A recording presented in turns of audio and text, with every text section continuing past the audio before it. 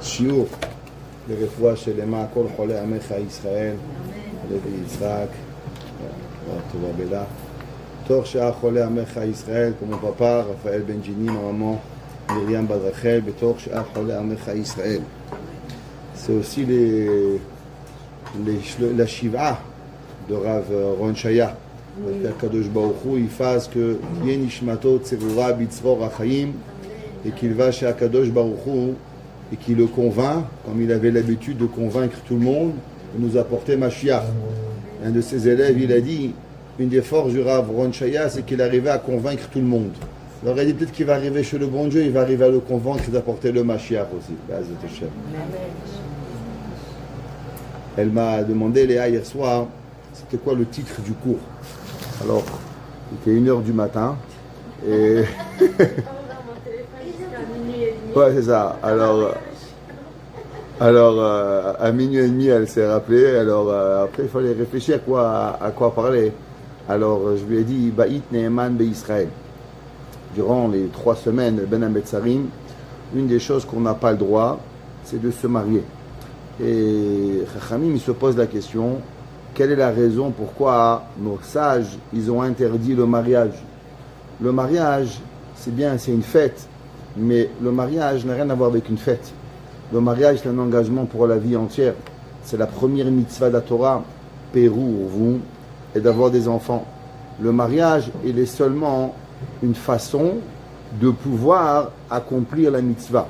Dans chaque mitzvah que l'on fait, vous mangez des raisins, vous dites Boré Periaetz, vous prenez un loulav, vous dites un etilat loulav, vous faites une mezouza, vous dites al kiviut mezouza. Quand vous vous mariez, vous ne faites pas la mitzvah Baruch Ata Hashem Elokeinu Melech Haolam Asher Kidishanu Tzivanu Lekadeshisha de se marier. Il n'y a pas de mitzvah comme ça. Pourquoi il n'y a pas de mitzvah? Parce que le mariage, ce n'est pas une mitzvah. Le mariage, d'après la majorité des poskim de la halakha, c'est seulement un moyen qui nous permet de pouvoir avoir un homme ou une femme, et a permis d'après la Torah, et avec ça, on va accomplir la mitzvah d'avoir des enfants. Donc si le mariage, c'est pas une mitzvah en soi, c'est pas une joie en soi. La joie, elle est beaucoup plus grande que quand il y a des enfants. Quand quelqu'un, il arrive, d'après la majorité des poskim de la halakha, même si une personne, elle a un enfant, Dieu préserve, Dieu préserve, Dieu préserve. Cet enfant, il quitte de ce monde, il n'a pas accompli la mitzvah. Il faut de nouveau qu'il a des enfants et que ces enfants, ils ont des petits-enfants pour accomplir. Si un homme, il a eu un homme, un garçon et une fille, et Dieu préserve, ils sont morts, eh bien, il faut qu'il recommence. La mitzvah, elle n'est pas finie. Donc ça veut dire que ce n'est pas seulement d'avoir des enfants, il faut avoir des petits-enfants pour avoir accompli la mitzvah. Alors pourquoi on ne peut pas se marier? Quelle est la raison pourquoi Chachamim, ils ont interdit dans Ben Hametzarim de se marier? Depuis quand on nous a interdit de faire des mitzvot? Shabbat, vous allez manger de la viande, vous allez encore manger de la viande, même quand Shabbat il tombe la veille de Tisha B'Av, ou même quand il tombe Tisha B'Av et on repousse Tisha B'Av à dimanche, quand même on fait kiddush, on boit du vin, pourquoi? C'est une mitzvah. Une mitzvah, il n'y a rien à voir, la mitzvah et le plaisir. La Gemara ramène une question de Masechet Nedarim. La Gemara demande, cette semaine, c'est la parashat Matot, c'est la parasha des vœux. Qu'est-ce qui est interdit de faire et qu'est-ce qui n'est pas interdit de faire avec un neder? C'est quoi un neder? Neder, c'est de prendre quelque chose de permis et de le rendre interdit. Ish ki yafle, imenu lindor neder lachem, de faire un neder. La Gemara demande, qu'est-ce qui se passe si quelqu'un, il a fait le vœu de rien profiter de son ami. Il dit voilà, je fais un vœu, je veux rien de toi. Rien, je veux rien profiter de toi. Et maintenant, ce monsieur, il a fait le vœu, c'est lui qui sonne le chauffard à Rosh Hashanah. Il arrive à la synagogue et il trouve c'est qui le Baal Tokea? C'est le monsieur qui a fait le vœu de rien profiter de lui. Ou bien par exemple, qu'est-ce qui se passe? Quelqu'un il a dit je veux rien profiter de toi. Et maintenant dans toute la ville il y a un loulav. Qui c'est qui a ce loulav? Ce monsieur. Est-ce que j'ai le droit de prendre le loulav pour pouvoir accomplir la mitzvah? Le Shulchan Aruch dit que oui. Pourquoi? Mitzvot lav lehenot ditnu. Les mitzvot, elles n'ont rien à voir avec du plaisir. Les mitzvot, c'est pas pour un plaisir. Les mitzvot, c'est une obligation. Un homme, il doit sonner le chauffard. Tu veux pas, tu aimes pas, c'est beau, c'est pas beau, c'est moche, c'est important. Une personne ne fait pas les mitzvot parce qu'elle aime. Les mitzvot, c'est une obligation que Kadosh lui a demandé. Si on est obligé de faire une mitzvot, alors pourquoi Chachamim nous ont interdit de pouvoir béhémet se marier pendant la Ben Hametzarim. Même que d'après la halakha, il y a une grande discussion quand est-ce qu'on n'a pas le droit de se marier. D'après certains, la halakha c'était seulement depuis Rosh Chodesh Av. La coutume elle est de ne pas se marier depuis Shiva Asar Betamuz. Pareil, par rapport aux cheveux. Il y en a qui se coupent pas les cheveux depuis le 17 de Tammuz. Il y en a qui se coupent pas les cheveux depuis Rosh Chodesh Av. Il y en a qui se coupent pas les cheveux depuis Shavua chez Chalbo. Mais il en reste encore que même ces mitzvot, pourquoi on nous empêche de faire une mitzvah? Une mitzvah, c'est quelque chose qu'un homme il doit faire avec une pensée, accomplir une mitzvah. Alors pourquoi la mitzvah la plus importante de la vie, qui est Piria Virivia, si vous voyez, Akadosh Baruch Hu, même quand il a créé Adam Arishon, il n'a pas demandé à Adam Arishon, la première mitzvah, d'étudier la Torah, malgré qu'il avait déjà créé la Torah. Mais la première mitzvah qu'il a demandé, c'est Peru, Hurvu, Humilu et Haaretz. Multipliez-vous, fructifiez-vous et remplissez la terre. C'est une mitzvah. Une grande discussion dans la halakha. Est-ce que les hommes, ils sont obligés d'avoir des enfants et les femmes, elles n'ont pas la mitzvah d'avoir des enfants? Ou bien même les femmes, même si elles n'ont pas la mitzvah de Piria Virivia, mais elles ont une autre mitzvah qui est Lot et Bera la Shevet et Tzara. Une femme, elle a l'obligation de ne pas laisser le monde laisser sans rien. Si les femmes elles vont dire, nous on n'a pas de mitzvah, on n'a pas d'enfants, qu'est-ce qui va se passer? Dans 100 ans, il n'y aura plus de monde. Parce que les hommes, ils ne peuvent pas avoir des enfants. C'est une réalité. Alors automatiquement, la femme, elle a aussi une mitzvah de Lot et Bera la Shevet et Tzara. Que même si elle n'a pas la mitzvah de Piria Virivia, elle a encore une autre mitzvah d'avoir, qu'est-ce que ça veut dire? De participer à la construction du monde, de participer à ce que le monde il soit multiplié. Pourquoi on doit avoir un garçon et une fille? Juste au passage, du fait que dans la Torah, tout ce qu'on prend, on doit repayer. Pour avoir un enfant, combien il faut? Un homme, il est né d'un père et une mère. Une femme est née d'un père et une mère. Alors le mari et la femme doivent avoir un père et une mère. Un jour on va mourir, on doit repayer à la société. Tu as vécu, tu as mangé, tu as bu. Combien? De père et de mère. Tu redonnes un père et une mère, un garçon et une fille. Chaque personne de nous, on est un garçon ou une fille, alors on repaye à la terre un garçon et une fille pour pouvoir garder le minimum d'avoir ce qu'on a pris. À part que la Gemara, dans Masechet Sanhedrin, elle dit que Mashiach, il ne viendra pas. Il y a un arbre dans le ciel. Pour ne pas comprendre trop ce que ça veut dire, parce que c'est des notions qui sont au-dessus de nos compréhensions humaines. Qu'est-ce que ça veut dire dans le ciel qu'il y a des arbres? Il n'y a pas d'arbres dans le ciel. Qu'est-ce que ça veut dire qu'il y a un trône chez Dieu? Dans le ciel, il n'y a pas de trône, il n'y a pas de ciel, il n'y a pas de chaise, Hachem, il n'est pas assis. Donc, toutes ces affaires-là, même qu'on en parle, on a très peu de notions de ce que ça veut dire. C'est juste des mots qu'on utilise pour pouvoir fonctionner. Comme ça que le Rambam, il écrit, dans Perek Aleph Milchot Deot, le Rambam, il écrit que même si on dit qu'Hachem, il voit, Hachem, il entend, la main de Dieu, les yeux de Dieu, Dieu, il n'a pas des yeux, Dieu, il n'a pas de main, Dieu, il n'a rien. Il dit le Rambam, c'est seulement des mots qu'on utilise parce qu'un homme, il ne peut pas comprendre comment c'est possible de voir sans yeux, comment un homme, il peut bouger sans main, comment quelqu'un, il peut réfléchir sans pied. Alors, c'est pour ça qu'Akadosh Baruch Hu, il dit régel, un pied, une main, des yeux, une tête. C'est pour que nous faciliter à nous la compréhension de ce que c'est Dieu. Mais Dieu, il n'a pas de main, Dieu, il n'a pas de pied, Dieu, il n'a pas de tête, il n'a rien besoin. Alors, il y a une place dans le ciel où là-bas, il y a une place où il y a toutes les âmes que Akadosh Baruch Hu, il veut faire descendre sur terre. Et c'est écrit que toutes ces âmes, tant que toutes les âmes, elles ne sont pas descendues sur terre, alors Mashiach, il ne pourra pas venir. Ça veut dire que toutes les âmes, elles doivent venir descendre sur terre. Et tant qu'elles ne descendent pas, alors c'est ça qui est Me'akev la Géoula. C'est pour ça que les gens ils demandent pourquoi les religieux ils ont 10 enfants, 8 enfants. Si c'est dit d'avoir 2 enfants, 2, arrête-toi. C'est quoi le but d'avoir? La réponse, c'est que 2, c'est un minimum. Akadosh Baruch Hu, il veut qu'on fasse descendre des Neshamot sur terre. C'est tout le but de faire venir et d'apporter de la Torah et de donner. Il y avait un grand rave. Il a un jour dit, pourquoi un homme, quand il y a un petit garçon qui naît, tout le monde dit Mazal Tov, Bar Mitzvah, Mazal Tov.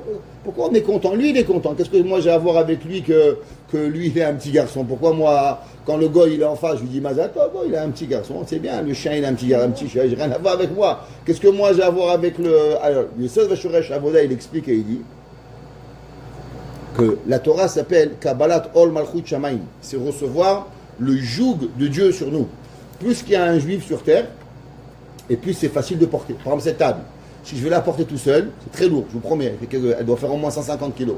Donc si on lève tous ensemble, on la lève, en une seconde, on va la lever. Pourquoi? Parce qu'on est 20 personnes, on va le. Si on est 30, encore plus. 50, encore plus. Pareil, il serait de Shoresh Avoda. Plus il y a de juifs sur terre, et plus c'est facile de faire les mitzvot. C'est pour ça que quand il y a un petit bébé qui dit on est tout content, Mazal Tov. Quand il y a une convertie, Mazal Tov, on est content. Pourquoi? Avant on était 14 millions, on est 14 millions 1, 14 millions 2. Ben, c'est facile maintenant. C'est plus facile à pouvoir porter les mitzvot. Ça nous aide à pouvoir faire les mitzvot. Ouais. Alors pourquoi Chacham nous ont interdit d'avoir cette mitzvah que l'homme normal il ne peut pas comprendre. Qu'est-ce que ça veut dire de faire descendre une neshama sur terre? La Gemara a dit Adam, 3 associés sur terre. Le premier, le père. Deuxième, la mère. Troisième, Boré Olam. L'homme, il est quoi? Il est créé, il est une association de papa, de maman, d'homme, femme et de Dieu. Ça donne à l'homme la création pour pouvoir devenir un Boré. On a déjà parlé dans un cours, vous vous rappelez, que chaque chose dans le monde, il veut grandir. Il y a les quatre principaux de la création de l'homme, Domem, Tsomea, Haïm et Daber. Vous vous rappelez? On avait dit que les 4 éléments de la création, Domem, l'inerte, Tsomea, le végétal, Chai, le vivant, Medaber, ceux qui parlent. Exemple, une pierre, Domem.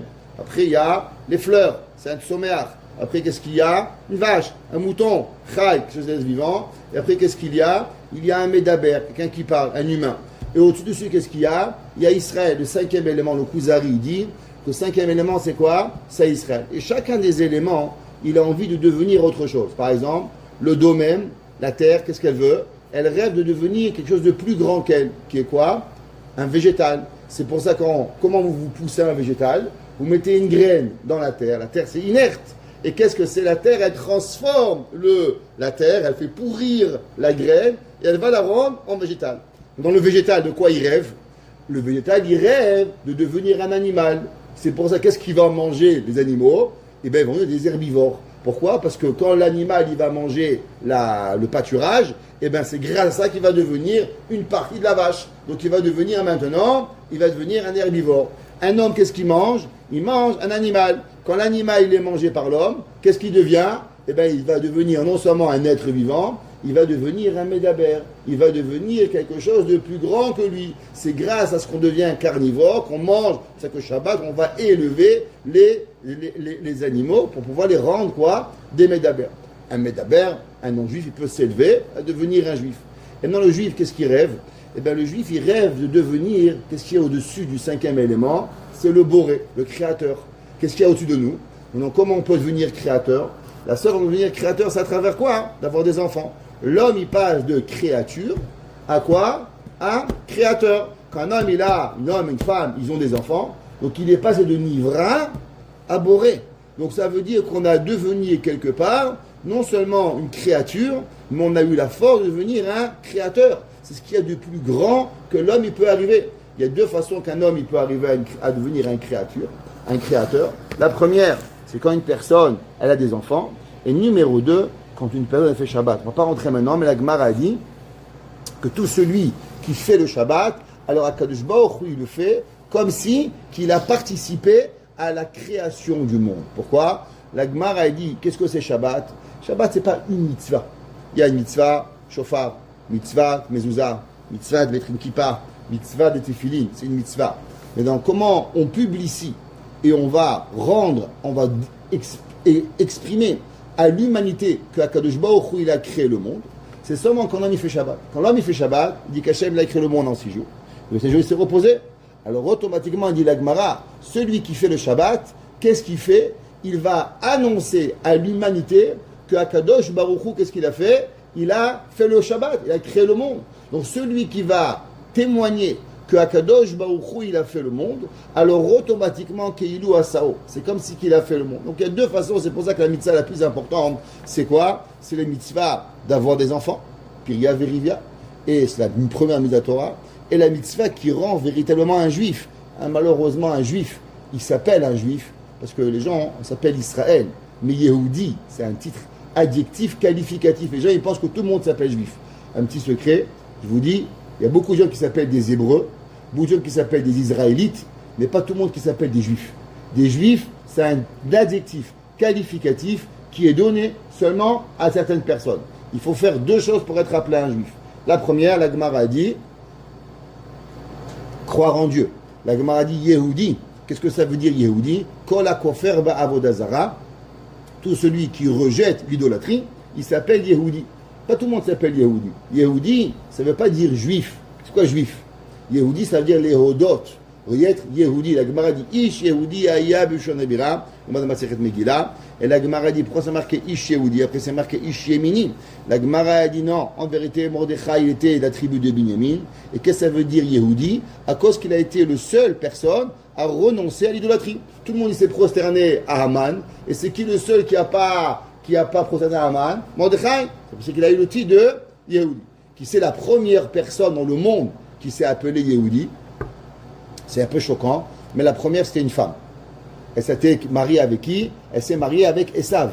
Et Yehudit bat Be'eri. La Torah a dit pourquoi elle s'appelle Yehudit? Parce qu'elle s'est relâchée à la Avodazara. Elle a voulu se marier avec Esav pour pouvoir se connecter avec la tribu, avec les enfants de Yitzhak Avenu. Ve'et Yehudi. La Gemara dit s'appelle Basmat. La Gemara dit pourquoi elle s'appelle Yehudit? La Gemara a dit pourquoi? Parce qu'elle a renoncé à la Avodazara. La première fois qu'on voit le mot Yehudi, c'est pas Yehuda, le fils de Léa, c'est pas Ish Yehudi, c'est une femme. Ve'et Yehudit bat Be'eri Achiti. La première fois qu'on voit ce mot Yehudi. Et la deuxième fois, c'est quoi le deuxième? Toute personne qui fait Shabbat, alors automatiquement il participe à la création du monde, alors il s'appelle Behemet un Yehudi. Vous savez, après la halakha sévère, on ne le dit pas aux gens parce que les gens ils vont se sauver. On ne leur dit pas. Mais d'après la halakha, il faut savoir, il y a des choses. La Gemara a dit qu'il y a des choses qu'on dit en comité restreint. Il y a des choses qu'il ne faut pas dire à tout le monde parce qu'après les gens ils vont se sauver. Mais il faut savoir au moins. Vous savez, c'est comme les parents. Les enfants ils disent il est où celui-là? On ne va pas dire il est mort. Un enfant il va avoir peur. Il est parti. Il est parti où? Chez Hachem. Qu'est-ce que ça veut dire? Il ne sait pas trop, c'est pas grave. Tu lui dis ouais, pourquoi? On ne va pas le terroriser. Mais la mort, ça existe. On leur dit la vérité aux gens. Mais ce n'est pas l'âge de dire. Les gens, on ne peut pas tout leur dire. Entre autres, un homme qui est Mechalel Shabbat, d'après la Torah, il est comme un goy. Ce qu'il cuisine, c'est pas cachère. Son vin, pas cachère. Son pain, pas cachère. Pourquoi? C'est pas Shabbat. Pas Shabbat et pas juif. Qu'est-ce que t'as une âme juive? La seule différence, c'est que tu peux faire tchouva. Mais la vérité, tant qu'un homme il fait pas Shabbat, un homme ou une femme, malheureusement, c'est très grave. Moi, on leur dit pas aux gens, parce qu'après ils vont partir de la Torah. Mais il faut savoir que Shabbat, c'est quelque chose d'hyper important. Il n'y a rien qui od beni ou benechem. Shmirat Shabbat, c'est la chose la plus importante qu'il y a dans le peuple juif. Il n'y a pas une mitzvah aussi importante. C'est pour ça qu'un homme qui ne fait pas Shabbat ne compte pas au minyan. Malheureusement, c'est d'après la halakha. Aujourd'hui, on est méquille parce que les gens ils vont se vexer, on a peur qu'ils ne vont pas. Mais on ne leur dit pas trop, comme j'ai expliqué. Mais c'est pas grave. Mais au fond de nous, on est Shomer Shabbat. Il faut savoir que ce que nous on est. Il faut savoir que nous on est des bonnes personnes. On est Shomer Shabbat, on est Shomer Kashrut Baruch Hashem. Donc on doit savoir qui on est, qu'est-ce qu'on a gagné comme galon. Parce que nous on est Shomer Shabbat. Il faut le savoir pour pouvoir arriver. Ça s'appelle la Yehudi. Non, pourquoi en Ben Abetzarim, qu'est-ce que c'est? On a dit c'est comme marqué Bet, Baït, Neeman, Israël. Qu'est-ce que ça veut dire d'abord un baït? Qu'est-ce que ça veut dire un baït? Une maison. Quand on était petit, on nous apprenait comme ça. Comment on apprenait le Aleph? Aleph comme Abba, Bet comme Baït, Gimel, Gag, c'est le toit. Comme ça qu'on apprenait. Vous vous rappelez Aleph, Bet, Gimel, comme on avait une chanson. Aleph comme Abba, Bet comme Baït, une maison. Gimel, un toit. Comme ça qu'on se rappelait quand vous voyez une maison. Aleph, comme ça qu'on avait chacune des lettres, on avait une chanson pour se rappeler. Bien mettre. La Gemara, elle aussi de Masechet Shabbat, elle ramène chaque lettre, elle a quelque chose pour nous apprendre. La Gemara dit Gimel, Gomel, Dalet, Dalim, les pauvres. La Gemara, elle apprend chacune des lettres, qu'est-ce que ça veut dire. La Gemara, elle dit, pourquoi Kadosh Baruch Hu, il a choisi la lettre Bet pour commencer la création du monde? C'est marqué Bereshit. Pourquoi c'est pas marqué Reshit, Bara Elohim? Pourquoi c'est marqué Bereshit? Pourquoi c'est marqué la lettre Bet, la Gemara a dit? Pourquoi pas la lettre Aleph? Pourquoi pas la lettre Gimel? Quelle est la raison pourquoi c'est marqué Bereshit? Il y a plusieurs explications.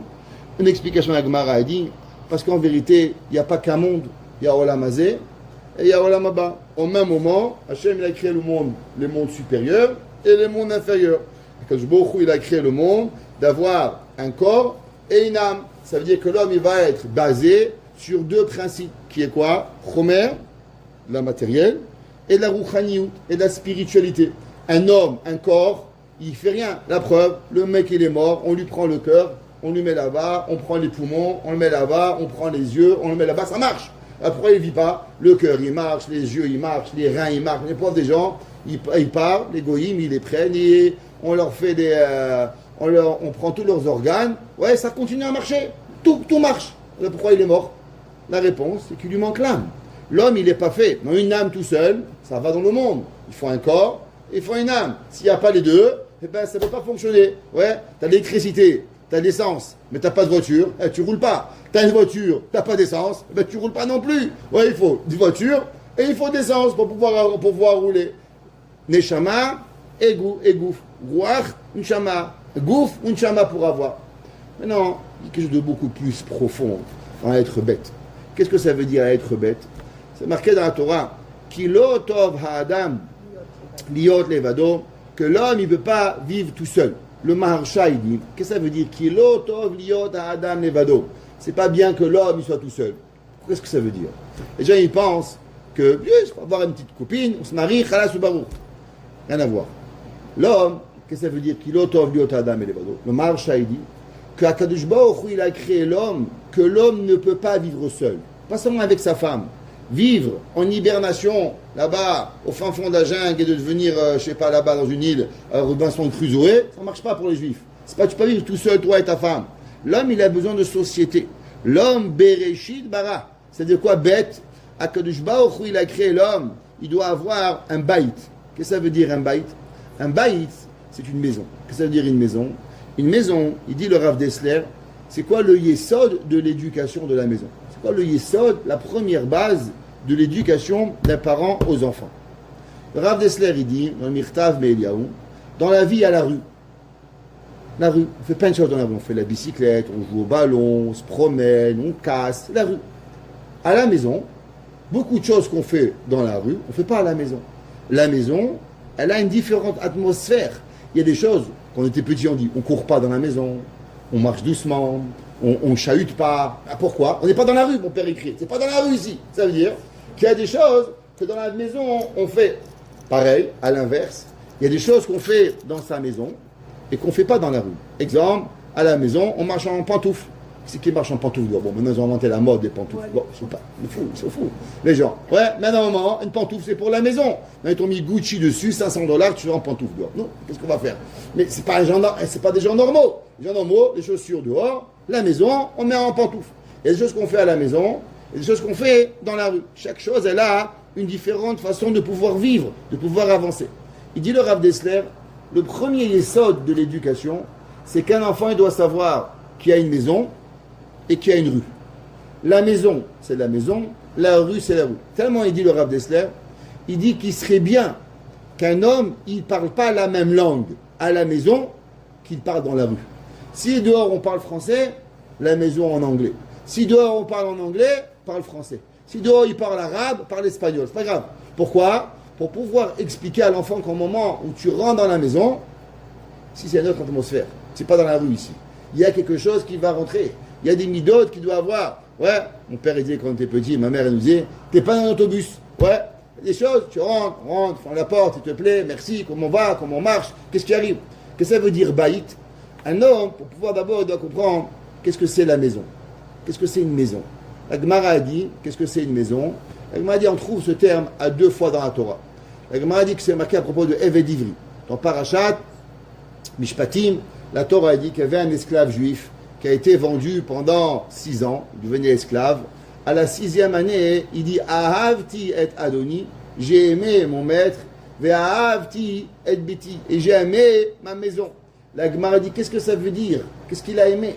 La Gemara dit Beto Zoishto. C'est ça qu'il a écrit Rabbi Yehuda dans Masechet Yoma, Mishnah Aleph. Il dit Rabbi Yehuda, Amar Rabbi Yehuda, c'est marqué le Kohen Gadol, Vechiper Ba'ado ou Be'ad Beto. Et le Kohen Gadol, quand il faisait le vidouille, si vous suivez la tefila de Yom Kippour, ça arrive bientôt Yom Kippour, en 5 mois c'est Yom Kippour. Réveillez, vous savez, un jour Rabbi Stress à l'Inter, on lui a dit 4 mois. Il a 3 mois et demi, wow. Alors, Av, Elul, Tishri, Chazak, elle a raison, très rapide, il arrive. Il arrive à l'Inter, on lui a dit, Rabbi, vous savez, dans 6 mois c'est Kippour, il s'est évanoui sur place. Qui a attendu Kippour? Ouais, il y avait des tzadikim qui n'arrivaient pas à prier le jour de Kippour, tellement ils avaient peur. Des tzadikim qui ne pouvaient pas prier. On raconte que le Harizal, un jour, il avait fini la prière. Tout le monde avait attendu 1 heure, tout le monde avait fini. Il avait le Harizal qui finit de prier. Il n'avait pas fini de prier. Alors que quand il est venu, il a tourné la page du livre. Il a continué à prier. Il avait tellement peur, le Harizal, il n'arrivait même pas à bouger la main pour tourner la page du livre. Tellement il a eu peur le jour de Rosh Hashanah. C'est une madriga. Il n'y a pas, aujourd'hui, nous ici, les gens, ça dit, oh, monsieur le rabbin, c'est trop long la prière, il ne faut pas couper un petit peu. Ouais, il faut remanger la dafina, c'est important. En tout cas, mais Rosh Hashanah, c'est important, Yom Adin, pour pouvoir y arriver. Mais l'homme, il doit savoir, qu'est-ce que ça veut dire? Le Kohen, c'est marqué Yom Kippour. D'abord, vous allez voir, c'est marqué Vechiper Ba'ado. Il va demander pardon pour lui. Après, c'est marqué Ba'ad Beto. Après, il va faire pour sa maison. Après, pour les Kohanim. Et après, pour le peuple juif. Il faisait le Kohen Gadol. Ana Hashem, Khatati, Aviti, Khashati, Pashati. Il mettait les mains sur le Korban. Et il faisait le vidouille. Un pour lui, un pour sa maison, un pour sa famille, tous les Kohanim. Et après, pour tout le peuple juif. C'est qui sa maison? C'est sa femme. Rabbi Yehuda, il dit que tellement c'est important d'avoir une femme au Kohen Gadol, qu'on avait peur que sa femme elle allait mourir la veille de Kippour. Alors on lui préparait une autre femme. Comme ça, si sa femme elle mourait, elle devenait sa femme. Et parce que sa femme devait faire, le Kohen Gadol, pour rentrer dans le Kodesh HaKodashim, il devait être marié. Je ne comprends pas, il ne la connaissait même pas, il n'était pas marié. Qu'est-ce que ça veut dire que le Kohen Gadol il doit avoir une femme pour pouvoir faire la retraite Yom Kippour? Le Kohen Gadol, 7 jours avant Yom Kippour, il se séparait de sa femme. Il n'avait pas le droit de rentrer à la maison. Il ne pouvait pas la voir. Il devait être un homme pur. Alors, qu'est-ce que ça veut dire qu'un homme, il doit avoir une femme? Qu'est-ce que ça veut dire? Beto zo ishto. Ahavti. Ouais, Gmara dit Ahavti et Beti, j'ai amené ma maison. Qu'est-ce que ça représente? Ça représente en vérité une personne, un baït. C'est une personne où l'homme, il peut être Béhémet lui-même. Il peut avoir la pensée. La Gmara dit Baït Yafa, Isha Yafa. La Gmara dit une belle maison. Une jolie femme, la Gemara a dit, par rapport à lui, par rapport aux autres, la Gemara dit, chez la dame, ça ouvre la tête de la personne. Qu'est-ce que ça veut dire, ça ouvre la tête de la personne? Ça veut dire que la personne, il ne peut pas vivre, il ne peut pas réfléchir, il ne peut pas avancer s'il est tout seul. Pourquoi? Le monde, il est fait que toute sa vie, l'homme, il est égoïste. Vous savez, il y a une fameuse histoire qu'on raconte à tous les enfants. Qu'est-ce qu'il fait un enfant quand il est petit? C'est quoi le premier réflexe? Alors les goyim, ils disent ça, c'est le réflexe de survie. Prenez un bébé, tout ce que tu lui donnes, dans la bouche. Dangereux, tu mets un bonbon dans la bouche. Pourquoi? Parce qu'ils disent, les goyim, que ça c'est le réflexe de survie. Les bébés, n'inquiétez pas, c'est Hatzala qui sort. Alors, le bébé, il veut manger, il veut vivre. Alors, automatiquement, tout va diminuer. Tovi, tu veux diminuer? Le bébé, c'est l'instinct de survie. Qu'est-ce qu'il y a? Il veut manger, c'est qu'il met tout dans la bouche. Vous voyez, les mamans, elles se tuent, elles font des patates, des carottes, des soupes. Le bébé ne veut rien manger. Pourtant, qu'est-ce qu'il fait le bébé? Il boit de la javel. Comment c'est possible? Vous ne comprenez pas, tout dans la bouche. Khamim les explique. Il dit ça n'a rien à voir avec ça. Ce n'est pas l'instinct de survie. C'est de nous apprendre qu'est-ce que l'homme il est. L'homme, quand il naît, il a une volonté. C'est de conquérir le monde. Il veut tout prendre. L'homme, il est égoïste. Il veut prendre. C'est quand il est petit, pour pouvoir, il veut tout prendre. Quand il meurt, qu'est-ce qu'on fait? Quand les gens ils meurent, généralement, ils ont les mains fermées. La Hevra Kadisha, qu'est-ce qu'on leur fait? On leur ouvre les mains. On met les mains bien à plat. Pourquoi? Pour leur apprendre. Tu as voulu prendre tout, mais à la fin, qu'est-ce que tu as pris? Comme on dit en yiddish, GMG, gournish min gournish. Ouais? Rien du tout. On ne prend rien quand on part de ce monde. Pourquoi on ne prend rien? Parce que l'homme, toute sa vie, il veut prendre. L'égoïsme, il veut enlever. Maintenant, comment l'homme, il travaille l'égoïsme? Comment l'homme, il arrive? Le Ramban, il dit, Akadosh Baruch Hu, il a créé Adam et Chava, d'où partsufim, deux faces. C'est marqué dans le pasuk, Achor vakedem tsartani. Vous vous rappelez, on a fait dans Teilim. Évidemment, il écrit, et il dit que Achor vakedem tsartani, Adam et Chava, d'un côté c'était Adam, de l'autre côté, c'était Chava. C'est la première création que Kadosh Baruch Hu a créé l'homme. Achor vakedem tsartani. Tu étais les deux côtés, Adam et Chava. Le Ramban, il dit, est-ce que quand Adam et Chava, ils étaient comme ça, Adam et Chava, est-ce qu'ils pouvaient avoir des enfants? Le Ramban dit oui, ils pouvaient même avoir des enfants comme ça. Alors pourquoi Kadosh Baruch Hu, il a créé et il a séparé Adam de Chava? Pourquoi Hachem, au début, il a créé Adam et Chava un corps? avec un côté homme et un côté femme, et tout le côté ici c'était homme, ici c'était tout le côté c'était femme, pourquoi Hachem il a séparé Adam et Chava? Pourquoi on a dû les séparer? Il dit le Ramban, parce que Kadosh Baruch Hu, il a créé le monde pour une raison. C'est quoi la raison? La raison, Olam Chesed Ibane. Akadosh Baruch Hu, il a créé le monde pour la mida de Chesed, de vouloir donner. Akadosh Baruch Hu, Kaviyachol, il ne manque rien à Dieu. Mais Dieu, il a créé une mida qui s'appelle la mida de bonté. Maintenant, la mida de bonté, elle ne peut exister seulement quand il y a une tierce personne. Parce que si moi, je suis le plus généreux, mais vous donnez à personne, vous n'êtes pas généreux. Il y a des gens qui disent, moi, si demain je gagne l'auto, je vais donner, je vais faire, je vais ici, je vais là. Je vais raconter une petite histoire. Moi, j'avais un jour une synagogue. On a ouvert, entre copains. Et on a dit, voilà, on va ouvrir la synagogue. Comment on va faire? Il faut payer la synagogue. Alors, il y a un enseignement de Rabbi Nachman de Breslev, où Rabbi Nachman de Breslev, il dit que les chassidim de Breslev ne seront jamais riches. Ils vont être pauvres. Pourquoi? Il dit parce que leur neshama, elle va tellement aspirer à vouloir la sainteté qu'elle va rejeter l'envie d'être riche. Mais il dit, vous inquiétez pas, parmi vous, il y aura toujours un qui sera riche pour payer tout. Parmi les chassidim de Breslev, il y aura un qui va payer tout. Top. Alors, il y avait un garçon là-bas, il a dit, moi, je suis prêt à devenir ce riche. Au début, il était pauvre, je vous rappelle. Et Baruch Hashem, doucement, doucement, il est devenu riche. Quand il était pauvre, il donnait $200 à la synagogue par mois. Après, il a commencé à grandir, il a gagné les $300. Et après, il est devenu très riche. Et très riche. Et quand je vous dis riche, travail, il est payé $800 de l'heure. Il travaille dans une très grande compagnie, il peut gagner $10 000 dans une journée. Une journée. Une heure entamée, une heure payée. Il peut gagner jusqu'à $10 000 par jour. Pas par semaine, par jour. À la fin, il est venu, il m'a dit, Rav, je quitte la synagogue. Je lui dis, pourquoi? Il m'a dit, parce que j'arrive pas à donner. Il m'a dit, je sais que j'ai l'argent pour donner, mais j'arrive pas. C'est trop difficile de donner, Rabbi. J'arrive pas. Les gens, ils pensent que quand ils vont être riches, ils vont donner. C'est pas vrai. Il y a des gens, ils sont riches, et le jour où ils sont riches, ils n'arrivent pas à donner. Pourquoi? Parce que le radinisme, il est très, très, très, très grand. Un jour, un grand rabbi m'a dit, je lui ai dit, moi, Rabbi, si demain je vais être riche, je vais donner la yeshiva, je vais faire. Il m'a dit, tu sais, la preuve que c'est pas vrai, parce que si c'était vrai, Dieu t'aurait rendu riche. Il m'a dit, le fait qu'il t'a pas rendu riche, c'est le jour où tu vas être riche. Tu vas être un très grand radin, mon fils. C'est toi, tu n'es pas riche. Tout le monde, on va faire. Pour travailler un petit peu le radinisme, ouais, la meilleure chose, c'est d'être marié, avoir des enfants, avoir une femme, pour pouvoir arriver. Akadosh Baruch Hu, il a créé la mida de Chesed. Pour la mida de Chesed, il doit avoir autrui. Donc c'est pour ça qu'Akadosh Baruch Hu, il a dit que pour pouvoir arriver, il faut donner. Le Ramban, il dit, alors qu'est-ce qu'il y avait quand l'homme et la femme étaient ensemble? Il dit, ben l'homme, il donnait rien.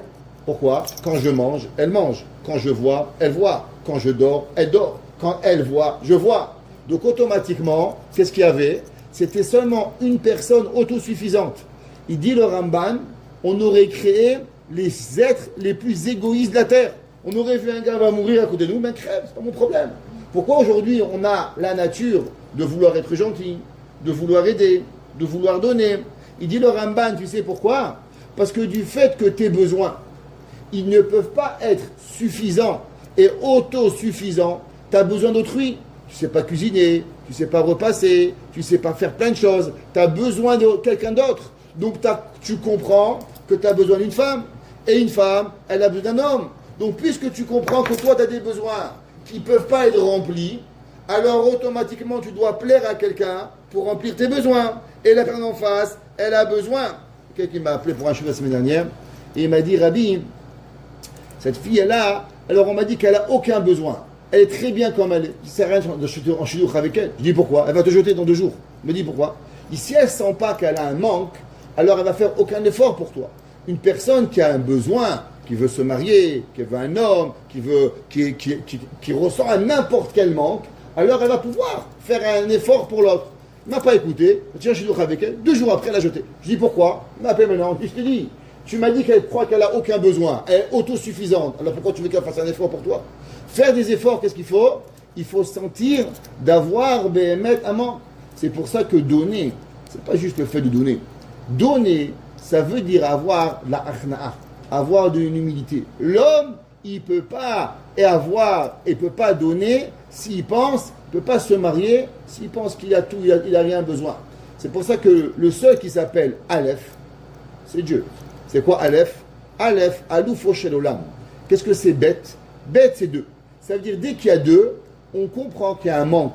Si moi je suis A, elle est B. Si elle est B, moi je suis A. Donc automatiquement, on comprend qu'il y a un besoin. C'est pour ça que Hachem il a créé Kilotov Liot à Adam Levado. Hachem il a créé l'homme dans l'impossibilité de pouvoir être béhémet, une autosuffisance. Ça n'existe pas. C'est pour ça qu'un homme, pour prier, qu'est-ce qu'il a besoin? Un minyan. Pourquoi tu veux qu'il y ait un minyan? Pourquoi Hachem il n'a pas fait qu'on peut prier Shachari tout seul? Vous savez pourquoi? Parce qu'on ne sortirait jamais de la maison. Hachem, tu veux prier? Il faut 10. Tu veux faire Zimoun? Il faut 3. Tu veux faire tel mitzvah? Il faut partager. Toutes les mitzvot que l'on a, on a. Vous savez, les goïms, ils cherchent des façons à guérir le deuil. La Torah chez nous, elle a trouvé la meilleure façon. Un homme, Dieu préserve, il est en deuil. Qu'est-ce qu'il y a? Il n'a rien le droit de faire. Et alors, tous les voisins, ils viennent. Ils lui amènent à manger. Ils s'occupent de lui. Ils viennent. Tout ça, c'est pourquoi? C'est pour lui faire montrer que tu n'es pas tout seul. Pendant 1 an, tu ne veux pas rester à la maison. Il faut que tu vas faire Kaddish 3 fois par jour. Ça force la personne à être sociable. Quand un homme il est triste, qu'est-ce qu'il fait d'habitude? Il se renferme sur lui-même. Qu'est-ce que Kadosh Baruch Hu il fait? Il dit non, c'est pas le moment. L'inverse, qu'est-ce qu'il faut? Il faut venir et il faut partager. Il faut sortir. Il faut que tu vas dehors de façon à ce que l'homme il s'enferme pas sur lui-même. Parce que s'il s'enferme, qu'est-ce qui va arriver? Dieu préserve la dépression. Quand il va déprimer, va reprendre un homme qui est déprimé, Dieu préserve, ou une femme qui est déprimée. Ah là, tu vas plus jamais arriver à pouvoir la lever la dépression. C'est terrible, qu'est-ce qui arrive? C'est pour ça que Kadosh Baruch Hu a créé le monde bête. Bête réchit. D'abord, l'homme doit savoir, tu n'es pas tout seul. L'homme, il ne peut pas vivre tout seul. L'homme, il a besoin de comprendre. Quand je parle l'homme, je parle l'homme et la femme. L'homme avec un grand H, qui est béhémet, que l'homme, il a besoin, et c'est une vitalité d'exister avec, je ne peux pas suffire, je ne suis pas autosuffisant, j'ai besoin de quelqu'un, et j'ai des qualités, l'autre il a des qualités, j'ai des défauts, elle a des défauts, ça n'existe pas la perfection. Et c'est une des raisons pourquoi Akadosh Baruch Hu, il n'a pas créé l'homme dans la perfection. Tout le monde demande la question, pourquoi Akadosh Baruch Hu, qui s'appelle Shalom, qui est Milachon Shlemut, pourquoi Akadosh Baruch Hu, il a créé un homme imparfait? Mais Hachem, tout ce qu'il crée, c'est parfait. Si tout ce que Hachem il crée, c'est parfait, alors pourquoi il a créé l'homme dans l'imperfection? La réponse, elle est parce que si l'homme il serait parfait, il n'aurait rien besoin. Alors il n'aurait jamais regardé ni un homme, une femme, ni un homme. Moi, je suis autosuffisant. Comme l'homme, il sait qu'il n'est pas parfait et il a des besoins, alors automatiquement, il regarde chez l'autre. Et quand il regarde chez sa femme, il regarde chez son mari, alors automatiquement, il est capable maintenant de pouvoir avoir la achna'a et de pouvoir exister et de pouvoir avancer. C'est pour ça que Baruch Hu, il a créé le monde d'abord avec un bête. C'est que c'est marqué baït. C'est quoi bête comme baït? Une maison. C'est à l'endroit où une personne doit comprendre que tu ne peux pas vivre seul. L'égoïsme, ça n'existe pas. Qu'est-ce qui détruit tous les mariages? Qu'est-ce qui détruit tout? L'égoïsme. Quand un homme il pense qu'il est l'égoïsme, alors il est à la base, il est droit dans un mur à 1,2 million. Où est-ce qu'il va? Il va. C'est qu'un mariage, c'est quoi? Le mariage, c'est le moment où une personne, elle va venir et elle va donner. Olam Chesed Yibane. C'est quoi? Pas marqué Olam Chesed Bana au passé, mais Yibane. Il va construire. Akadosh Baruch Hu, il fait que l'homme, il a l'obligation de quoi? De venir et de construire à chaque moment et donner, et donner, et donner, et donner. Ça, c'est le but qu'en vérité, l'homme, il doit arriver. Le premier principe, c'est est-ce que tu as un bail ou tu n'as pas un bail? Est-ce que tu es deux individus? Quelle différence entre des colocataires et un mariage? Les deux colocataires aussi, ils payent le loyer. Les deux, ils lavent les toilettes. Les deux, ils lavent la douche. Les deux, ils lavent le linge. Alors, quelle différence entre un mariage et de la colocation?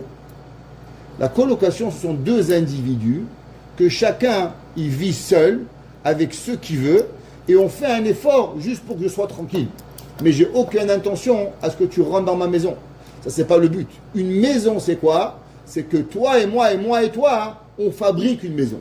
Nous, l'ensemble, on est là et on va créer quelque chose pour pouvoir arriver. C'est pour ça que ça s'appelle Bet Réchit. C'est quoi Bet Réchit? Deux commencements. C'est quoi la création du monde? Bet, deux, Alors les deux, ils ont un commencement. Olam haba, olam hazé. Chomri, gashmi. Passé, futur. Tout vient, mais c'est deux choses qui doivent pouvoir exister. C'est la première chose. Baït. Deuxième, c'est Baït Ne'eman. Qu'est-ce que ça veut dire? Pourquoi on dit Baït Ne'eman Be-Israël? On appelle ça Ne'eman. Baït Be-Israël. On devrait souhaiter aux gens une maison juive. Pourquoi? Qu'est-ce que ça veut dire Ne'eman? Alors, Ne'eman ne veut pas dire agréable. Qu'est-ce que ça veut dire le mot Ne'eman? C'est quoi alors le shoresh du mot Ne'eman? Shoresh du mot Ne'eman, il vient de Imoun. Il vient de Imoun. Qu'est-ce que ça veut dire Imoun? Ça vient d'abord de la Emouna. C'est vrai que ça. Qu'est-ce que ça veut dire une maison où on a de la Emouna? Qu'est-ce que ça veut dire? Première chose, c'est marqué dans la halakha, la première chose où une personne, elle doit savoir, c'est le Emet et le Sheker. Vous vous rappelez, on avait fait tout un cours sur la vérité. Je ne sais pas si vous vous rappelez. Qu'est-ce que c'est la vérité? La vérité égale 100% vérité. 99,9% vérité. 1% de mensonge est égal 100% mensonge. Ça n'existe pas des demi-vérités et les trois quarts de vérité. Qu'est-ce que ça veut dire? La vérité, c'est 100% vérité. Mais ça, c'est seulement la première étape de la Emouna. Qu'est-ce que ça veut dire d'avoir du Imoun? Imoun, aujourd'hui, on travaille, bon, confiance, trust, en anglais, qu'est-ce que ça veut dire? On va t'expliquer un petit peu qu'est-ce que ça veut dire. Beaucoup de personnes, c'est marqué, on raconte, on explique cette façon de comprendre avec une question. Tosfot dans Masechet Berachot. Tosfot dans Masechet Berachot demande une question. Vous avez mangé des fruits ce soir, vous allez faire une bracha. Aetz, Adama, chez Akol, des bons petits bonbons frais. Ouais, chez Akol, Baruch Hashem. Mangez un bonbon, 2 bonbons, 10 bonbons, 100 bonbons, Baruch Hashem. Ça comme vous voulez. Dans une heure, vous allez chez vous, un autre plateau. Vous voulez manger des bonbons. Qu'est-ce que vous allez faire? Encore chez Akol, encore à Etz, encore à Dama. Oui ou non? Pourquoi? Parce que quand on a mangé, on arrête de manger. Qu'est-ce qu'on fait? On enlève, ça s'appelle la pensée. Ça s'appelle en hébreu Messiach Da'at. Messiach Da'at veut dire enlever, arrêter de penser de ce qu'on a. Par exemple, une personne, elle a mangé, il a plus faim. Magnifique, j'en peux plus, je veux plus manger. Tu veux, je veux plus manger. Top. Hein? À la fin, le voisin, il vient, tu sais, je t'ai fait un couscous, tu veux manger? Allez, je fais plaisir. Il faut refaire une bracha. Pourquoi? Je n'avais pas de pensée de manger ça. Pas de pensée. Pour ça, il demande. Un homme, il étudie. Le matin, il se va à la synagogue, à la maison. Vous savez qu'il y a une mitzvah qui s'appelle Birkat HaTorah. C'est quoi Birkat HaTorah? Il est interdit d'étudier, si on ne fait pas une bracha tous les matins. Baruch ata Hashem, Elokeinu melech haolam, asher kideshanu bemitzvotav vetzivanu ad divrei Torah. Les Ashkenazim, la'asot bedivrei Torah. Pas la même bracha. Ve'harevna, shabacharbanu mikol hayom. 3 brachot que l'on fait. Interdit d'étudier, c'est très très très très grave, d'étudier la Torah sans les brachot. Juste pour ne pas vous faire peur, mais il y a 2 choses, il faut savoir. La première, les gens ils ne savent pas, ils se lèvent, font les tchilat, netiat daïm, ils prennent un petit livre, ils commencent à étudier, le roi de Lashon Hara, ils prennent des pensées juives, ils étudient sans Birkot HaTorah. La Gemara dans Masechet Nedarim a dit Alma Havda Aretz, sur quoi le temple il a été détruit? Pourquoi Kadosh Baruch Hu il a détruit le temple? Asher lo barechu batorah techila, à cause qu'il ne faisait pas Birkot HaTorah. Si on ne fait pas Birkat HaTorah, c'est la raison pourquoi le Beit David est détruit. Pourquoi? Parce que la Torah, ce n'est pas des sciences. Il y a les maths, il y a la géographie, et la Torah. La Torah, c'est pas ça. La Gemara dit comment ça s'appelle la Torah? Zot HaTorah Asher Sam Moshe. La Gemara dit voici la Torah Asher Sam qu'il a mis. Le mot Sam, c'est quoi? En français, ça s'appelle c'est un synonyme. C'est quoi un synonyme? Alors, il y a 2 mots qui se ressemblent. Le mot Sam veut dire 2 choses. Il peut dire poser, et il peut dire médicament, et il peut dire poison. En hébreu, comment vous dites des médicaments? Samim. Comment vous dites des drogues? Samim. Comment vous dites poser? Lassim.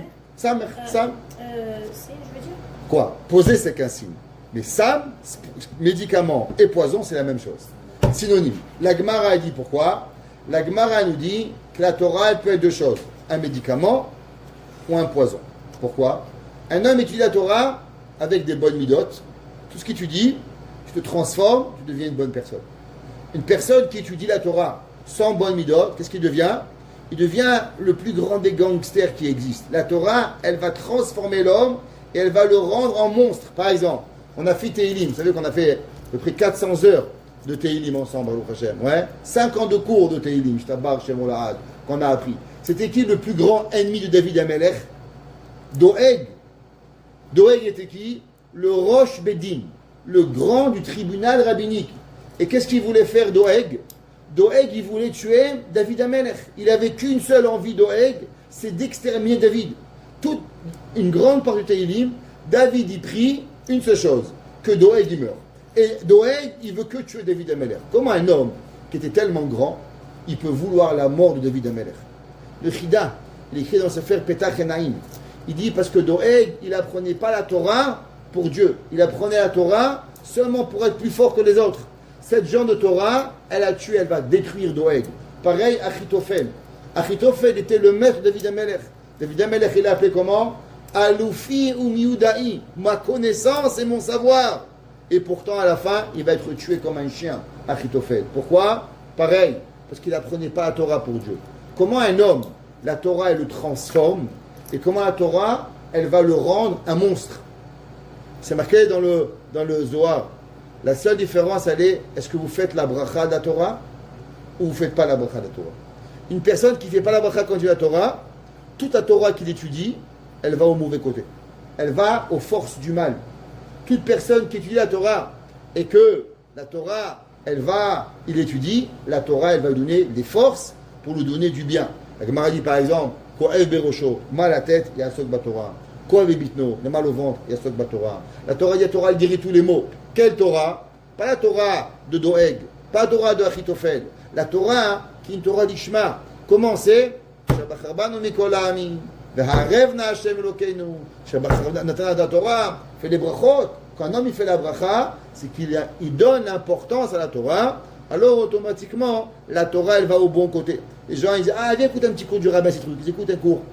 Les Tfilat Yadayim, Modéani, les brachot. Sinon, Barminan, tout ce que vous faites, tout va Barminan, terrible. Là, cette Torah, non seulement vous ne faites pas du bien, à la fin du cours, vous allez faire quoi? Vous allez courir, faire des péchés. Comment je vais écouter un cours de Torah? Comment j'ai envie de voler? Comment j'ai envie de mentir? Comment j'ai envie de faire des bêtises? Bien sûr. Parce que cette Torah, elle n'est pas une Torah qui vous aide.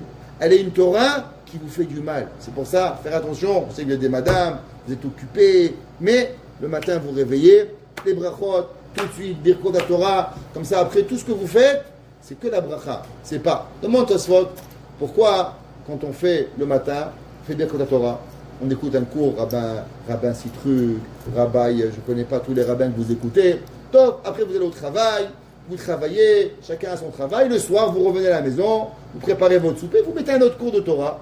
Encore une fois, pourquoi vous ne faites pas la bracha encore? Mais vous avez oublié la Torah. Le matin, je demande une question, madame. Écoutez, alors, le matin, on mange des fruits, on fait Haetz. Le soir, on mange des fruits, Haetz. Le matin, on étudie la Torah, on fait la bracha. Pourquoi le soir, quand on réécoute la Torah, on ne fait pas la bracha? On a oublié, non? On n'a pas pensé. Toi, tu demandes cette question. Ben, il y en a qui disent qu'il faut refaire. Entre autres le gras. La halakha, elle n'est pas comme ça. Pourquoi? Il te saute. Parce qu'un juif, il ne peut pas se déconnecter de la Torah. La Torah, elle est toute sa vie. Chaque fois que tu vas faire, je mange, quelle bracha? Quelle bracha? Chez Yatsar, j'ai le droit, j'ai pas le droit. Qu'est-ce que j'ai le droit de faire? Tu vas aux courses, tu regardes, cacher, pas cacher, monsieur le rabbin, la sgacha, elle est bien, elle n'est pas bien, c'est bien. Maman, je peux pas, rabbin, c'est permis, c'est pas. Toute notre vie, c'est quoi? On vit avec la Torah. Est-ce qu'il y a un moment dans la vie où il n'y a pas de Torah? N'existe pas. C'est impossible. Il y avait un jour un rabbin, il a demandé à un autre rabbin, c'est quoi le moment où il y a un moment où il n'y a pas d'obligation d'étudier la Torah? Qu'est-ce qu'il lui a dit? Trouve un moment qui est ni le jour ni la nuit. Il dit pourquoi? Il dit pas c'est marqué Gatabo Yomam Balayla. Tu vas Torah le jour et la nuit. Donc trouve un moment qui est ni jour ni nuit, et là-bas tu pourras ne pas étudier la Torah. Ça n'existe pas. La Torah elle est avec nous tout le temps. Mais non, la Torah qu'est-ce que ça veut dire? Ça veut dire qu'un homme quand il étudie la Torah, il ne peut pas se séparer de la Torah. Il doit être avec la Torah jour et nuit. Les gens ils demandent qu'est-ce que ça veut dire être religieux? Combien de temps ça prend dans la vie d'être religieux? La Torah, la religion, c'est pas le dimanche. C'est pas le mardi. Les gens, ils vont à l'église le dimanche, ils font là-bas, Baruch Hashem, les Arabes, ils font 5 prières par jour, voilà, et c'est fini. C'est ça la religion, c'est pas ça la Torah. La Torah, c'est quoi? L'homme, chaque action, chaque jupe, chaque pantalon, chaque kippa, chaque fois qu'il se coupe les cheveux, comment se couper, comment pas se couper, chaque chose qu'il a à faire, il doit le faire avec quoi? Avec des halachot. Il n'y a rien. Comment vous mettez la veste? La main droite, après la main gauche. Comment vous fermez les costumes? Droite sur la gauche. Vous faites votre douche, on lave la tête, après on lave la main droite, après la main gauche. Il y a des halachot pour tout. Dormir la première nuit sur le côté gauche, après sur le côté droit. Tout des halachot, ça n'existe pas pour pouvoir arriver à ne pas avoir des halachot. La Torah, elle est. C'est-à-dire quoi? C'est qu'Akadosh Baruch Hu nous donne un cadeau, et ce cadeau, on le prend avec nous à 100% et on le va. Qu'est-ce que ça veut dire, Emouna? Qu'est-ce que ça veut dire qu'on a Emouna? C'est quoi la Emouna? La Emouna, c'est une seule chose. C'est qu'une personne, elle sent que Dieu, il est avec elle toute la journée. Un jour, quand j'étais jeune, je demandais à un rave, je lui ai demandé, expliquez-moi, Kvod Arav, qu'est-ce que ça veut dire la Emouna? Il n'arrivait pas à m'expliquer. Il ne pouvait pas m'expliquer. Qu'est-ce que ça dit? Il faut croire en Dieu. Je lui ai dit, qu'est-ce que ça veut dire, Rav? Comment c'est quoi croire en Dieu? Il n'arrivait pas à m'expliquer. Après, je lui ai dit, mais je ne comprends pas. Il me dit, tu ne vas pas renvoyer de la classe, parce que je lui ai demandé une question. Mais la réponse, qu'est-ce que ça veut dire Emouna? Emouna, c'est quoi les niveaux de Emouna? Si vous êtes dans la rue, il y a quelqu'un un jour, il m'a dit, ça n'existe pas quelqu'un qui ne croit pas. Ça n'existe pas. La seule différence, c'est quand ils ne croient pas. Il y a des gens, ils croient seulement quand ils sont à l'hôpital en train de mourir. Les goyim, quand ils meurent, ils amènent le curé. La dernière seconde, il leur fait là-bas les derniers sacrements, ils meurent. Il y a des gens, ils ne croient pas en Dieu, ils font Kriyat Shema. Ils croient. Ça, c'est la dernière seconde. Il y a des gens, ils croient Kippour. Ils croient Rosh Hashanah Kippour. Il y en a qui croient Rosh Hashanah Kippour Pesach. Il y en a qui pensent le jour du mariage. Il y a un rabbin qui vient. Il y a des gens, ben mec, ils ne sont pas Shabbat, pas Kashrut, rien. Brit Mila, ça n'existe pas. Quelqu'un qui m'a appelé d'Ottawa cette semaine. Je ne sais même pas qui il est, quoi. Rav, j'ai eu un garçon. Je veux un rabbin, mais un vrai rabbin. Faut voir. Je mets Shabbat, non. Kacher, non. Après, tu fais de Brit Mila, Bichlal. Viens. Rabbin, je lui paye l'hôtel, je m'occupe de lui. Amenez-moi un rabbin. Qu'est-ce qu'il a? Ça lui vient du ciel, comme ça. Il veut Brit Mila. C'est une mitzvah, magnifique. Alors, il a la Emouna de la Brit Mila pour pouvoir rêver. Moi, je vous ai raconté déjà. J'ai un ami à moi. Son père était psychiatre, sa mère est psychologue. Deux fous. Et quand ils étaient jeunes, vraiment, je vous dis, c'est pas une blague. Alors, tellement ils étaient se bagarrer. C'est vrai, une vraie histoire. Tellement ils se bagarraient comment éduquer, d'après la psychanalyse, d'après la psychologie, à l'âge de 12 ans, on leur a enlevé leur enfant. Parce que deux grands psychiatres, tellement il ne faut pas s'occuper de lui. En tout cas, quand ils étaient jeunes, le père et la mère, ils ne voulaient pas faire la Brit Mila à leur enfant. La grand-mère, elle dit quoi, mon petit-fils en Brit Mila? La grand-mère a été riche, c'est elle qui subventionnait le couple. Elle leur a dit, si vous ne faites pas la Brit Mila, j'arrête la subvention des études. Qu'est-ce qu'elle a fait? La fille, elle avait un petit peu de Yirat Shamaim. Alors elle a dit à sa mère, voilà, du 8e jour, prends le bébé, fais ce que tu veux. Et la grand-mère, elle a pris le bébé, elle l'a amené chez le grand rabbin Waknin, qui était le grand rabbin de Lille à l'époque. Après, il est devenu grand rabbin de Marseille. Et là-bas, il a amené un Moël. Elle lui a fait la Brit Mila. Le soir, le père, il arrive. La Brit Mila, il a crié. Il dit, c'est fait, maintenant fais ce que tu veux. Et il a grandi cet enfant de 0 à 18 ans comme un goy. Il ne savait rien. Ni Shabbat, ni Kashrut, rien. À 18 ans, il demande à sa mère, pourquoi je suis la Brit Mila? Il dit, je suis juif. Il dit, je suis juif. Qu'est-ce que je suis juif? Vous ne savez pas. Tellement ça l'a réveillé, il est parti à la yeshiva. Aujourd'hui, il est marié à Bnei Brak, il a 12 enfants. Une mitzvah, Baruch Hashem, elle lui a sauvé la vie. Je t'abbarre chez moi là, combien il a changé? Une mitzvah. Alors la Emouna, c'est quoi? Pourquoi on doit travailler la Emouna? La Emouna, c'est à combien vous pensez que vous êtes avec Dieu. Il y a des gens, comme je dis, une fois par an, il y en a 2 fois, il y en a 10 fois, il y en a 20 fois, il y en a 100 fois, il y en a tous les jours, une fois par jour. Mais il y a des gens, le Yesod à Emouna, c'est quoi?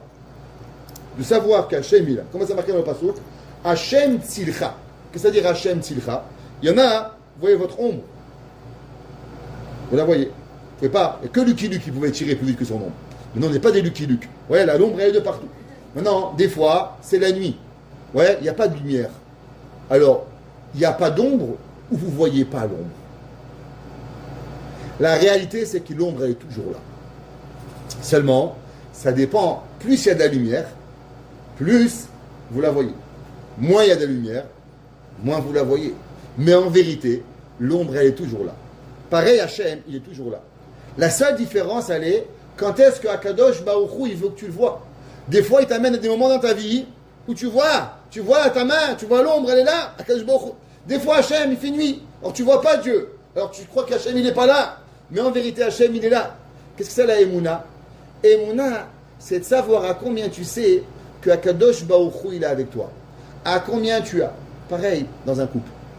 Le yesod du couple, c'est quoi? C'est à combien tu sais et combien tu as envie de ne pas vivre seul. Est-ce que tu veux te séparer? Tu veux vivre ta vie comme tu as envie? Et que tu penses rien qu'à partir.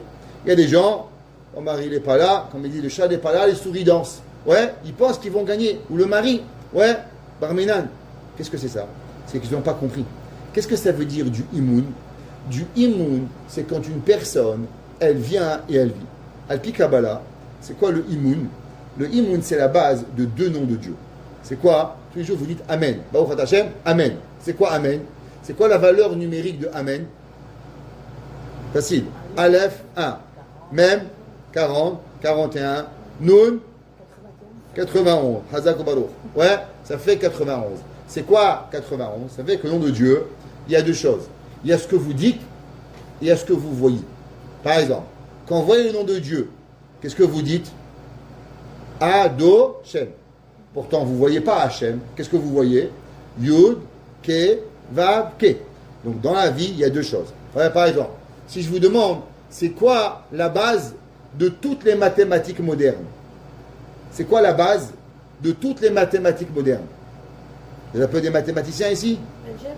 L'algèbre? Non. L'algèbre, comment l'algèbre il est venu? C'est quoi le premier chiffre que, sans ce chiffre, il n'existe pas l'algèbre? Alors, je vais vous apprendre. Ça c'est marqué dans le Ibn Ezra. Le Ibn Ezra, il écrit, il dit que le premier chiffre que les Arabes et les Romains et les Perses, ils ont inventé, c'est quoi le premier chiffre de tous les mathématiques modernes? C'est le chiffre 11. Pourquoi? Un exemple. Le chiffre 1, vous voyez 1. 2, vous voyez 2. 3, vous voyez 3. 4, vous voyez 4. 5, vous voyez 5. 6, vous voyez 6. 7, vous voyez 7. 8, vous voyez 8. 9, vous voyez 9. 10, vous voyez 10. 1, 0. Donc, comment vous écrivez 11? 1, 1. C'est pas vrai. 1, 1. Qu'est-ce que ça veut dire 1, 1? 2. Alors, comment vous avez 11? On vous a dit que quand tu vois 1, 1, tu fais 10 et 1. Donc maintenant, dès que vous voyez le 11, c'est la première fois que vous allez lire quelque chose sans que vous voyez. Vous avez lu quelque chose que vous n'avez pas vu. C'est votre cerveau qui vous a enseigné quelque chose, mais vous ne lisez plus. Vous transformez ce que vous lisez en quelque chose qui n'existe pas. Pourquoi? Si vous devez écrire 11, vous devez écrire 1, 0 et 1. 10 et 1. En hébreu, comment vous écrivez 11? Yud, Aleph. 10, 1. 12, 10, 2. Ouais. En chiffre romain, comment vous écrivez? X, 1. C'est 10 et 1. Le premier chiffre de la mathématique moderne, c'est quoi? Le 11. Pourquoi? Parce que maintenant, on a expliqué à votre cerveau que tu vas voir quelque chose, mais tu ne vas pas lire ce que tu vas voir. Tu vas utiliser ta tête pour pouvoir créer une addition dans ta tête et voir. Donc il n'existe pas le premier chiffre qui va donner. C'est ça que l'Ibn Ezra dit. C'est pour ça que la Torah elle dit. Comment la Torah elle appelle le chiffre 11? Parashat Nasso. La Torah dit acheter Asar. C'est quoi? Le chiffre caché. 10 cachés. Comme ça que le Ramban, l'Ibn Ezra dit. Il dit parce que c'est le premier chiffre que tu vois qui est caché mais que tu dis. Alors maintenant, quand vous voyez le nom de Dieu, Yud Ke Vav Ke, qu'est-ce que vous dites? Hachem. Pourtant, ce n'est pas écrit Hachem. On a tous les enfants. Baruch Ata, Hachem. Ils ne voient pas Hachem. Alors en vérité, c'est écrit 1, et tu lis autre chose. Ouais, c'est un chiffre caché, c'est un mot caché. Donc quand vous additionnez le Yud Ke Vav Ke et le Aleph Dalet Nun Yud, ça vous donne combien la valeur numérique? 91. 91. C'est pourquoi? C'est l'amalgame des deux noms de Dieu. En ce que vous disiez et ce que vous voyez. C'est-à-dire que dans la vie, il y a deux choses. Il y a ce que vous êtes, ce que vous faites, et ce que vous êtes, et ce que vous ne voyez pas. C'est quoi le imoun? C'est quoi la emuna? La émouna, c'est basé sur deux choses. Sur ce que tu vois et sur ce que tu ne vois pas. Sur ce que tu fais et ce qu'on ne voit pas. Une personne, elle met tes filines. Pourquoi tu mets tes filines? Parce que Dieu, il ne t'a pas vu Dieu. C'est vrai. Mais comme j'ai la émouna que Hachem, il a raison, alors automatiquement, je mets tes filines. Je mets une kippa, je mets un foulard. Pourquoi? Tu as vu Dieu? Non. Alors pourquoi tu le fais? J'ai la émouna. C'est quoi la émouna? La émouna, c'est deux choses. C'est faire de quelque chose que tu ne vois pas. Parce que si tu vois, c'est plus d'Aïmouna. Exemple, il a dit le Maharal de Prague. Il a dit les gens, ils disent, je vois, je fais seulement ce que je vois. Il dit le Maharal, si tu vois, c'est que tu crois ou c'est que tu vois? Je répète. C'est quoi la différence entre croire et voir? Par exemple, qui était parti en France? Moi, je suis parti en France. Qui a vécu en France? Baruch Hashem. Qui a vécu? Est-ce que vous croyez qu'il y a une tour Eiffel ou vous avez vu une tour Eiffel? Je ne la crois pas. Je l'ai vue. Je suis monté dessus. On me demande, tu crois? Je ne crois pas. Je vois. Cette table, c'est une table. Vous croyez qu'il y a une table ou vous voyez qu'il y a une table? Vous voyez? C'est pas la croyance. Alors, c'est quoi la croyance? La croyance, c'est à partir du moment où ce que vous n'êtes plus capable de voir, alors automatiquement, il va venir. C'est comme le 11. Le 11, vous voyez, vous avez tous dit, mais c'est marqué 11. C'est pas vrai. Vous avez marqué 1 et 1. Mais vous avez utilisé votre cerveau pour pouvoir faire montrer 11. Quand je vous dis 1, 1, 1, ça fait combien? 111. Mais pourtant, c'est marqué que 1, 1, 1. Seulement, on vous a appris qu'il y a 3, c'est unité, dizaine, centaine. Et si je vous mets 4, 1, 1111, on vous a appris unité, dizaine, centaine, milliers. Et si je vous dis dizaines de milliers, centaines de milliers et 1 million. Et tous dans le monde écran, vous savez pourtant, on ne le voit pas. Ça veut dire la émouna, c'est quoi? C'est faire seulement quand tu ne vois pas. Quand est-ce qu'un homme, il sait béhémet qu'il est un bon juif? Il dit le Rav Steinman. C'est quoi un bon juif? C'est quand un homme, il est tout seul et il prie. Pourquoi une femme, elle est à la maison, elle prie? C'est une bonne prière. Parce que personne ne te voit. Ton mari est à la synagogue, très bien, les gens ils te voient. Et toi, tu pourrais prendre Tintin et lire Astérix et Obélix. Et tu lis Tintin, et tu lis Yatfila, tu fais Akash Bokhu, tu vois, Hachem, personne ne me voit. Et bien, je suis ici. Donc c'est quoi un Baït Neheman? Un Baït Neheman, c'est une maison où il y a du imoun. C'est quoi du imoun? Milachon Amen. C'est quoi Amen? Milachon Emouna. C'est que même que tu ne vois pas, tu fais. Hachem, moi je ne l'ai jamais vu. Pourtant je sais qu'il est là. Je l'ai senti. C'est que je n'ai pas besoin de le voir pour pouvoir savoir qu'il est là. Donc une maison où un homme ou une femme, ils vont se comporter, pas parce que ma femme elle me voit ou parce que mon mari me voit, mais parce que je sais que c'est ça que mon mari veut, que ma femme elle veut, alors automatiquement je vais le faire. Comme Akadosh Baruch il me demande des mitzvot, je sais, j'ai pas vu Hachem, mais je suis convaincu que c'est ça qu'Akadosh Baruch il veut de moi. Alors automatiquement il y a du imoun, il y a de la croyance qui est basée. Baït Neheman, pareil, la bracha. Je fais la bracha le matin, je vis avec la bracha parce que je ne peux pas me dissocier. Pareil ma femme, pareil mes enfants. Un enfant, qu'est-ce que c'est? Un enfant, le père il n'est pas là, il fait, c'est qu'il n'a pas son père, il n'aime pas sa mère. Ça veut dire qu'il fait juste parce qu'on est derrière lui. Mais une personne qui va se comporter parce qu'il sait que mes parents ils veulent le bien, ma mère elle veut le bien, mon père il veut le bien, ma femme elle veut le bien, mon père il veut le bien, alors automatiquement j'ai un baït parce qu'on est à deux. Après j'ai de quoi? Neheman. Parce que c'est quoi Neheman? C'est que même quand on me voit ou qu'on ne me voit pas, comme le Amen qui est l'amalgame de Hadnout et Havaya, et ensemble ça fait quoi? Ça fait le 91 pour pouvoir arriver et pouvoir vivre. Ça s'appelle Baït Neheman. Non, c'est quoi Bé Israël? Baït Neheman Bé Israël. La Gemara a dit Atem tiunekim me Hachem ou me Adam. La Gemara a dit que, parce qu'on va finir, je l'ai dit à l'heure, on va partir à l'Yeshiva, que Atem tiunekim me Hachem ou me Adam. L'homme, il doit être propre aux yeux des gens et aux yeux du peuple. Qu'est-ce que ça veut dire? Il y a des gens qui disent, moi, je fais ce que je veux. Donc, je vole pas, je tue pas, c'est pas grave. En un mot, que les gens, ils peuvent me juger, c'est pas grave. La Torah dit que c'est pas vrai. La Torah, il y a beaucoup de halachot qui sont basés sur le regard des gens. Par exemple, prenez un Israélien. Il vit en Israël, il est venu à Montréal pour passer Pessah. Le 8e jour, d'après la halakha, il n'est pas obligé de faire, lui c'est un Israélien. Alors pourquoi il fait le 8e jour? Pourquoi? Ou le 2e jour de fête? Seulement marital. Mais qu'est-ce que tu t'en fous? Toi, tu n'as pas de halakha. Ça ne veut rien dire. Halakha, elle est, tu dois faire comme tout le monde. Ça veut dire qu'on ne peut pas dire, moi je fais, shalom alay nafshi. Moi je sais que c'est permis, moi je fais, et ça s'arrête ici. Qu'est-ce que ça veut dire une bonne maison? Une bonne maison où les enfants ils vont grandir, où les enfants ils vont être heureux, c'est une maison où ils vont vivre en société. La marginalité, elle crée des gens bizarres. Alors maintenant, c'est vrai que la société d'aujourd'hui, elle veut nous mettre dans des boîtes, de rentrer dans des boîtes. C'est pas très bien, parce que trop dans des boîtes, ça enlève un petit peu la personne, savoir qui ils sont, qu'est-ce qu'ils sont, un peu de savoir quoi faire. Il y a une blague dans le Mishpacha cette semaine, la maman elle est au téléphone et là elle dit qu'est-ce qu'il fait, fait comme ça, on doit tout faire comme tout le monde, et les bonbons, et les cadeaux, et le machin, et le ci, et là, et après la maman dit on ne doit pas faire comme tout le monde, ouais, mais elle fait pire que tout le monde. Alors la vérité c'est que être dans une boîte, c'est pas bien, parce que d'abord il y a pas, l'homme il ne peut pas s'épanouir, il doit avoir Avot Hashem personnel, chacun de nous, Hashem il nous a créés, pas pour être Avraham, Yitzhak, Yaakov, chacun de nous avoir une touche personnelle, mais de l'autre côté, de dire moi je fais ce que je veux, et moi ça ne m'intéresse pas les autres, ça aussi c'est pas bien. La Torah nous demande de vivre dans une société, que la société, les enfants ils doivent grandir. Par exemple, le Rav Wolbe, il dit, est-ce qu'on peut frapper un enfant? Est-ce qu'on peut faire? Il dit le Rav Wolbe d'abord, la première chose elle est, même qu'il y a des cas où on peut frapper des enfants, mais est-ce que la société, est-ce que l'enfant il va grandir?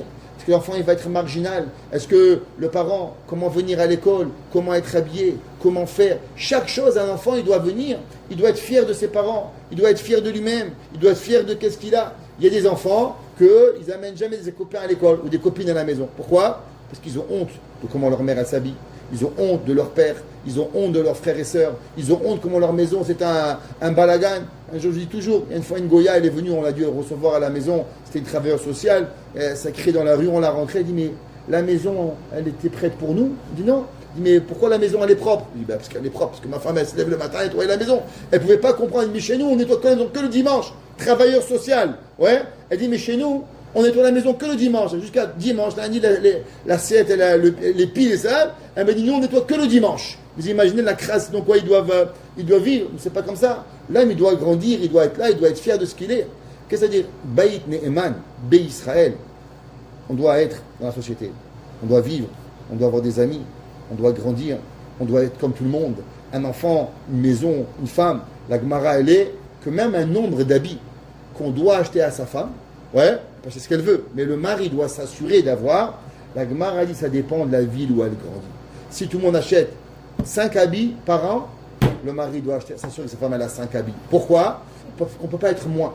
Les enfants, c'est pareil. Un enfant ne peut pas grandir dans une maison où il sent que toujours il a un manque. Tu peux déménager, va à Benebrak, tu dois avoir qu'une robe par année, ça ne me dérange pas. Mais tu ne peux pas vivre ici et pas. Il y avait un jour, une femme est venue de Shalom Bayit à la maison. Alors le mari dit, quel est le problème? Il dit, voilà, ma femme elle veut des meubles, ma femme elle veut une table, ma femme elle veut des robes, ma femme elle veut ci, ma femme elle veut ça. Hein? Alors je lui dis, nous, c'est quoi le problème? Il m'a dit, écoutez, Rabbi, le Chafetz Chaim, sa femme n'avait pas des meubles, sa femme n'avait pas des habits, ça n'avait pas rien. Alors je laisse parler, je dis, madame, il me dit, si mon mari était le Chafetz Chaim, je n'aurais pas de problème. Mais il dort jusqu'à midi, il ne travaille pas, il ne fait rien. Alors je ne peux pas avoir le défaut du Balabaït et ne pas vivre comme le Chafetz Chaim. Si lui, il est le Chafetz Chaim, moi aussi je veux vivre comme le Chafetz Chaim. Et même le Chafetz Chaim, quand il s'est marié la deuxième fois, sa deuxième femme a été un peu plus, pas moderne, mais elle n'était pas comme sa première femme. Et le Chafetz Chaim, il a changé sa maison, il a mis un parquet, il a amené des meubles. Pourquoi? Parce qu'il a dit qu'une personne ne peut pas être dans un endroit où il ne se sent pas à l'aise. Il ne peut pas être quelque part où ce n'est pas sa vie. Il ne peut pas être dans une maison et se sentir complètement déconnecté. Non, pourquoi on ne se marie pas pendant Ben Ametzarim? On revient à la première question. La réponse, c'est parce que dans un mariage, on doit totalement être avec son mari et son épouse, qui est deux personnes pour se connecter, pour être un baït. Il ne faut pas qu'il y ait une séparation entre les deux. On doit être totalement ensemble avec Akadosh Baruch Hu. Durant Ben Ametzarim, en vérité, la Torah nous demande que dans notre tête, on doit prendre Hachem avec nous et on doit avoir Tsahar Ashrina. On doit avoir la peine de la Shrina. Comment un homme, il peut rentrer quelqu'un dans sa maison et il va le rentrer avec quoi? Avec la peine. On raconte qu'il y avait un jour un rave, il a mis un costume. Et dès qu'il mettait le costume, il pleurait. Il pleurait chaque fois qu'il mettait le costume. Alors un jour, sa femme, elle est allée, elle dit, c'est pas mon mari. Elle est partie voir le couturier. Il dit, dis-moi, quand est-ce que tu as cousu ce costume? À l'époque, c'est pas comme maintenant, tu vas chez Zara. Elle dit, la vérité, c'était pendant Ben Ametzarim. Elle dit, ah, je comprends. Il dit, le couturier, le pauvre, il pensait à la shrina, il pensait à la destruction du temple et la croix. Il dit, c'est pour ça que même le costume que mon mari le met, il pleure chaque fois qu'il le met. Si un homme, il rentrerait sa femme dans la maison pendant Ben Hametzarim, qu'est-ce qu'il va faire? Il ne peut pas avoir de connexion. Pourquoi? Parce qu'il va avoir la peine. C'est pas qu'on a été puni, c'est pas qu'on punit le mari, c'est pas qu'on punit la femme, te marie pas. Dieu, il n'est pas là à nous punir, c'est pas ça le but. Le but d'avoir une maison, c'est de s'assurer d'avoir tout ce qu'il faut pour avoir la joie, pour avoir la simcha, pour être connecté, pour être là, pour voir qu'est-ce que c'est. Qu'est-ce que toujours les femmes, elles se plaignent. Ouais, ou les maris, des fois, ils disent, tu me vois pas. Qu'est-ce que tu me vois pas? Tu n'es pas assez gros, tu pèses 150 kilos. Qu'est-ce que je te vois pas? Je t'ai vu, qu'est-ce que tu as? C'est pas de me voir. C'est quoi me voir? Voir, ça veut dire qu'est-ce que j'ai besoin. Et qu'est-ce que j'ai besoin? C'est ce qu'on ne dit pas. C'est comme dans le nom de Dieu. Dans le nom de Dieu, tu dis quelque chose, mais tu vois autre chose. Ça, c'est le imoun. 2, c'est d'être en connexion. 2, de savoir comment la personne doit vivre, même quand on ne le demande pas. Savoir comprendre l'autre, pas seulement ce qu'on te dit. Dire c'est facile, c'est un perroquet. Comprendre qu'est-ce que c'est si on ne te dit pas. Et la troisième chose, de créer cette atmosphère d'Israël, que chacun de nous, il est fier de sa maison. Une femme rentre Baruch Haba à la maison, le mari Baruch Haba à la maison, les enfants Baruch Haba à la maison. Alors automatiquement, c'est qu'on bénit un khatan et une kala, qui sont baït, qui sont 2, qui ne sont pas 1 et 1, parce que 1 et 1, ça ne fait pas 2. Ouais, 1 minute plus 1 minute, ça ne fait pas 2 minutes. C'est 1 minute et 1 minute. Soit un baït, bête, qui sont 2 personnes qui sont indissociables. 2, Neeman. C'est quoi Eman? Que pas seulement ce qu'on te dit, même ce qu'on ne te dit pas, d'avoir ce immonde à avoir. Et Israël, que le mari et la femme, ils vivent dans la société, ils vivent avec les mitzvot, avec une certaine fierté, où ils peuvent venir et apporter pour pouvoir que il fasse que toute notre vie, on a tous un baït, qu'on est associé par 2 individus, qu'on est Neeman, qu'on est Tchosti, l'un envers l'autre, que l'on comprend les sentiments de l'autre sans que l'autre ait besoin de me dire, et que notre maison soit une fierté, que non seulement pour nous, bien sûr, même pour tout le monde, pour nos enfants. Et avec ça, Bezrat Hashem, on apportera, Bezrat Hashem, qui ça s'appelle un Baït Neeman Israël, que Jbouchou il nous apporte, Bimera Biyamenu Geoula Shelema, et Biat Agwel Bimera Biyamenu. Amen.